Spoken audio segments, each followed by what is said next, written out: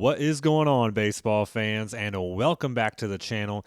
This is Orioles Today, and as always, I am Sean Ferguson. Thank you guys so much for tuning in to today's episode and for starting your week off with me here on the channel. I hope that everyone is staying safe with the snowstorm that is really affecting the U.S., big time on the East Coast as well. And again, guys, thank you so much for all the birthday wishes that you gave my daughter Emma, that you left down in the comments section. It really meant a lot to her, and it really means a lot to me. Thank you so much for all the love and support that this channel continues to get. You guys are truly awesome. We also eclipsed the 1,800 subscriber mark for the channel. That is absolutely amazing. We'll be at 2,000 before we know it. Thank you guys so much for that. And again, for all of the continued love and support that this channel continues to get. And getting into today's episode, if you're a fan of today's episode, as always, give that like button a big high five. And if you're a fan of this content, please subscribe. Get yourself daily notifications for all of these daily video drops covering all things the Baltimore Orioles. And I wanted to start off just talking about a few former Orioles and where they're going and what they're doing now that they're no longer with Baltimore, one of them being Dylan Carlson, who was an outfielder for the Orioles last season in kind of a platoon role. He has officially signed a minor league contract with the Chicago Cubs, and that also comes with it an invitation to spring training. Carlson, he was a guy who was a first-round pick by St. Louis back in 2016, and he officially made his MLB debut back in 2020. He was back in 2024, traded to the Tampa Bay Rays, and then again, like I said, he's kind of did a platoon role in the outfield for the Orioles last season. And with the Orioles, it was over 83 games. He hit 203, nothing crazy. His strikeout percentage was lower compared to a lot of the other guys. It was a little over 22%, and his walk rate around 8.7%. Numbers didn't jump out at you at all, but for what the Orioles went through last year, he was able to fit in a role and just help us get through last season. And he's now looking for a spot on a 26-man roster in Chicago, which is going to be a little tough. They're a little crowded there in their outfield, kind of the way that the Orioles outfield right now looks to be a little crowded, which we'll see, what we have right now with Ward and Cowser and O'Neill and Beavers and Tavares and Jackson. And we'll see what's going to go on with Heston Kjerstad. So pretty crowded there as well. But for the Cubs, it's a little more. They also signed Chase McCormick to a minor league contract last week as well. So they are, the Cubs, that is, kind of just like the Orioles. They're filling spots where they can, and they're getting ready for spring training, both their big league roster and their minor league roster, and seeing what's going to be come spring. And that was for Dylan Carlson, so he has officially gone elsewhere. And this one I saw and thought it was just something I wanted to touch on. A former Oriole, Hanser Alberto, he was a utility player for the Orioles, and that was back in, I want to say it was around the 2019-2020 season that he was with Baltimore, and it was one of his better seasons in the big leagues. He spent a total of 8 seasons in the big league, played just under 500 total games. He officially announced his retirement. I saw that. He was just 33 years old, so still very young. He played in a Mexican and Dominican Republic League recently. The most recent was in a Dominican Winter League, and again, decided to announce his immediate retirement at the age of 33. He also played with the Rangers, the Royals, the Dodgers, and the White Sox, so he played for a good bit of teams. But again, for the most part, the Orioles were one of the best teams, one of his best seasons when he was with us. He was career .269 hitter, 22 home runs, 137 RBIs. I just remember watching him back, and like I said, back in 2019, 2020, and when I came across that he officially retired, I was a little surprised again, just because only 33 years old, but I thought that was interesting enough. And congrats to Dylan Carlson for getting a deal, albeit a minor league deal. Still comes with a spring training invite. And hats off to Alberto on his retirement. I wish him the best of luck in his endeavors that he gets into. And the next topic that I wanted to talk about on today's episode was Tarik Skubal. I know a lot of you guys out there are saying there's no way that he is going to get traded. There's no way that he's going to get traded. And I know it's still the offseason. I know the Orioles are still hopefully, potentially looking for a starting pitcher to be in that front end that we're just waiting for. And with that, there are a few top tier free agent pitchers that are still available, mainly in Valdez and Gallen. But that also continues to bring up the trade rumors. And perhaps the biggest trade piece that could be out there is Tarik Skubal. Now, if the Tigers are looking to get rid of him, or not, I say get rid of him, but are looking to trade him, we're not too sure. I mean, they could potentially want to keep him, or if they want to trade him, it's going to be for an insanely amount. And right now, it's kind of hard to tell. They're both at battle with each other, being the Tigers and Skubal when it comes to their number going into arbitration. When it went into arbitration, Skubal's number was $32 million. The Tigers, they came in at $19 million, so they were $13 million apart. So they're both at ends there. And the big thing about Skubal, which I find it hard to believe that the Orioles would ever make a move when it comes to trading for him, is just because he's going to be out of team control after this season. So he's got this year, and that's it. And will the Orioles actually really want to do that, kind of like they did with Burns? Will they really want to give up as much as they would have to give up in order to get a Tarik Skubal, who is going to, for many projections, be able to haul in a contract well over $400 million after this season, because he's just that great of a player. Back-to-back Cy Young winner, and I mean, a lot of people understood why he went into the arbitration with his number of $32 million. And again, yes, him and the Tigers could be at opposite ends of everything, and Detroit might want to move on from him, but they're not going to give him up for nothing. This is his last year of team control, and I think they're going to get everything out of it that they can, and I think it just makes no sense for a team like the Orioles to give up to give up much at all to get a guy like that for 2026. That would dwindle your farm system with absolutely no guarantee that you're going to be able to extend him after next year when his team control is up. So I just think that is a massive, massive gamble, and I've seen some predictions out there of certain Orioles players that it would take to get Skubal, and I just see that highly unrealistic. And with some of the guys that have already gone, like a Gore and a Peralta, of what they've gone for, I know they're not the same level as a Tarik Skubal. Skubal, again, just absolutely next level of a pitcher, but I think it would make more sense to let him hit free agency and see what you're able to kick the tires on him and see what you're able to come up with. If that number is too great for you and that's not something that you can get into, again, if it's a contract over $400 million, okay. But I mean, if you think it's worth it to give up as much as they would have to get Skubal, okay, but I just don't think the Orioles are there. And a lot of the moves that they've made so far this offseason also indicates that, and I just don't see that. And I think the Orioles fan base as a whole would just go crazy with the fact of, yes, they've already given up 4 prospects to get Shane Baz, but he's the guy with control. You know, we went through what we went through with Corbin Burns. It was great to have him here, but you weren't able to re-sign him.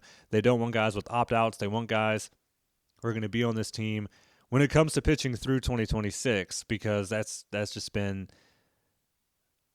the biggest weakness for us as these bats continue to develop. The pitching really hasn't, so we want guys past this season. So getting a guy like Skubal, giving up as much as you would have to go get him, with no guarantee that'll be there past 2026, I don't think that will go over very well.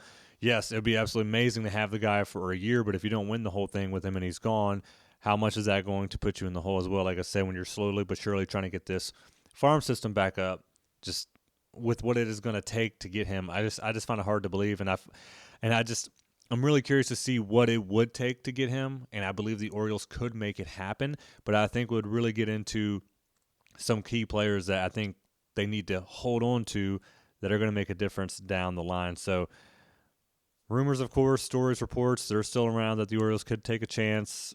Other teams as well, that Skubal could be moved, but I just don't see the Orioles making that move. And I want to go ahead and yesterday's episode, we talked about Jackson Holliday. This is a player, just kind of a player profile of kind of where he's been and what to expect in 2026. And today I wanted to talk about Jordan Westburg. He is entering year number 4 in the big leagues, of course, all with the Orioles. and he has become a fixture at third base, and he's improved in each season with Baltimore. His bat is something that it continues to be consistent, and it definitely has some pop in it. He had a strong debut season in 2023. He hit 260 with 3 home runs, with 54 hits and 23 RBIs, and that was in just 68 games played. And then 2024, it only got better when he hit 264. He had 18 home runs to go with 110 hits and 63 RBIs in 107 games. But he joined the club of O's who did deal with injuries last season. He dealt with a hamstring strain back in April, a finger injury back in July, and an ankle injury in August. He still played in 85 games. He hit 265 with 17 home runs and 87 hits with 41 RBIs. And we're hopeful to have a healthy Westburg in 2026 because he has absolutely proven to be improving each season offensively and defensively. He has proven to be locked down on the defensive side there at third base. And if he is able to get through a season healthy, he will be a massive boost that this team absolutely needs out of the consistency and that consistency going forward into next year. And I would not think to add him to any trade talks, which I've seen it down in the comments on previous episodes, and I've even seen it for potential Tarik Skubal trades. You could see those numbers rise quite a bit in 2026 if he is healthy and he has proven capable of it. I absolutely look forward to a big, big season from Westburg. And I mean, he's a solid third baseman, and he is an absolutely solid piece to this team. So I know there's other players, which we'll get into on future episodes, one of them being Colton Cowser. A lot of you guys talking about Cowser, and that is the biggest weakness on the team right now is Cowser out there in center field if he is the potential starter. But I really think that we have a great player there at second base in Jackson Holliday, and I think the same thing, just an ever-improving third baseman in Jordan Westburg. I think this guy is going to be key to a great Orioles season in 2026. And let's go ahead and get into some of your guys' comments from the last episode. As always, sorry that I'm not able to get to all of them, and I do apologize if I mispronounce any of these. And again, thank you so much for all the happy birthday wishes to my daughter Emma. She absolutely loved them. There was a ton in the comments, and it was really cool to see all of those guys. This one from Dave Mathor. I really expect Jackson to enter the 2026 season with his confidence dialed in on both sides of the ball. He'll put it all together this year. Yeah, I definitely think this is going to be his best year yet, and you can honestly say the same thing about Westburg. I think both guys are going to be, and hopefully a few others, they're going to be just fine going into 2026. I think you're going to see a big improvement from these guys. This one from Don Smith. I 100% agree with you that the O's cannot give an opt-out to a starter. We would be chasing 2 starters again next year. And, yeah, you just can't do it. At this point, and that's kind of what we talked about with Tarik Skubal, either signing a guy with an opt-out after 2026 or even 2027, or getting a guy in a trade that you're going to have to give up a lot, and then he has no team control after 2026. Right now, I just think that's a hard move to sell. This one from Ronald Merriman. Happy birthday. Thank you to my daughter Emma there. Jackson will only get better. I promise you that. Keep the core and add some good pitching, and these boys will be playoff bound. The talent is there, just non-consistent pitching. Spend some money, Callan Rubes. Put your money where your mouths are. We, the fans, deserve it. Yeah, we are waiting for that front end starter. We are waiting for that. It feels like that last piece to really solidify the front end and to add and complete the depth that we have there in the starting pitching. This one from Dan Odell. Holiday could be a 30-30 player. He has that ceiling. He is your prototype leadoff hitter. Time to shed the binky and let him cook. Yeah, and I think if it's not this year as a breakout year, it's coming very, very soon. He's going to continue to improve each and every year. He's super young. I believe it. Like I said, he's going to be only 22 years old this year. All the time in the world. This guy is going to be the real deal. This one from LJ's. I would be okay with Gallen. Also, we should bring back Danny Coulomb. I'll be okay with Gallen too, and I've said that a few times. I think Danny Coulomb will be a great addition to that Orioles bullpen this year. This one from Robert Corin. Gallen will want an opt-out. The O's should insist on 1 or 2 option years to be able to retain him for up to 3 years. And yeah, if you have to go get a pitcher who does want those opt-outs, I like the principle of at least 3 years. Get at least 3 years out of the guy that you get because of what you're building. Yes, win now in 2026, but you also have to think about the future and these guys that you have right now. And to lock down a guy for at least 3 years, I think that's big. This one from Tom Barry, Zach. Yep. If it's not Valdez, in my opinion, it's got to be Zach.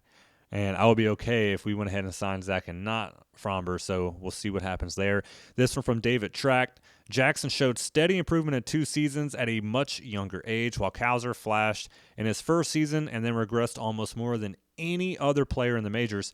Jackson is a plus defender, while Kowser is average at best and center. Yes, and we continue to talk about that. We talked about it. Like I said, today we talked a little bit more about Jordan Westburg, but here very, very soon we'll do a little one on Colton Kowser. And I know a lot of you guys are saying that, again, that is a weak spot in center field. I believe it is.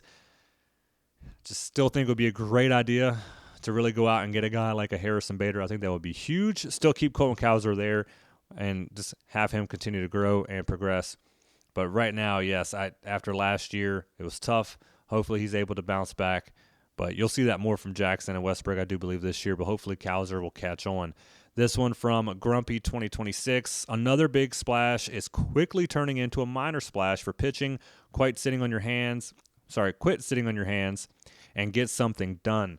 And yeah, that's kind of the feeling of most O's fans, and it's understandable when they started kind of right out of the gates this offseason and made moves, and they signed Pete Alonso and just felt like it was getting done. And okay, pitching is here, and they made, like I said, they made a few moves with pitching, but not the one that we really feel is going to be the difference maker. This one from Don Smith. The trade for Ward will be a bust if G-Rod throws 20 solid starts. And yeah, I've seen that too. It would hurt almost to see Rodriguez have a really good year with the Angels this year, just because, again, I was a big fan of Grayson. I understand the move with all the injuries that just continue to bring him down and kind of what you're wanting for this year and more. And I'm hopeful that he's able to have a healthy season, but it would hurt if he does have a really good year where pitching seems to be still the weakest spot on this Orioles roster. Last one here, this is going to be from Patrick O'Malley. Gallen is not a frontline starter. He is a number 4 at best, number 5 in reality for this staff, bumping Eflin, Povich, and Wells. I understand kind of the season that Gallen is coming off of, but again, he did have a really strong finish to last season, and he's got a pretty good resume as well. I wouldn't put him at number 4 or number 5. I think he'd be a guy that you can honestly put up more closer to the front there with Bradish and Rogers. I wouldn't put him to the very back, but I think that if you add a guy like that, it would be Gallen to go with Bradish and Rogers, and then you'll kind of have to play there with what you want to do if you want to just keep it at 5 with Boz, Eflin, and Kramer. And if you want to keep it at 6, then you could kind of rotate within those guys, but then definitely moving Povich and Wells back. But guys, that is going to do it for today's episode. Thank you again so much for tuning in and starting your week off with me here on the channel. And I hope everyone is staying safe in this storm.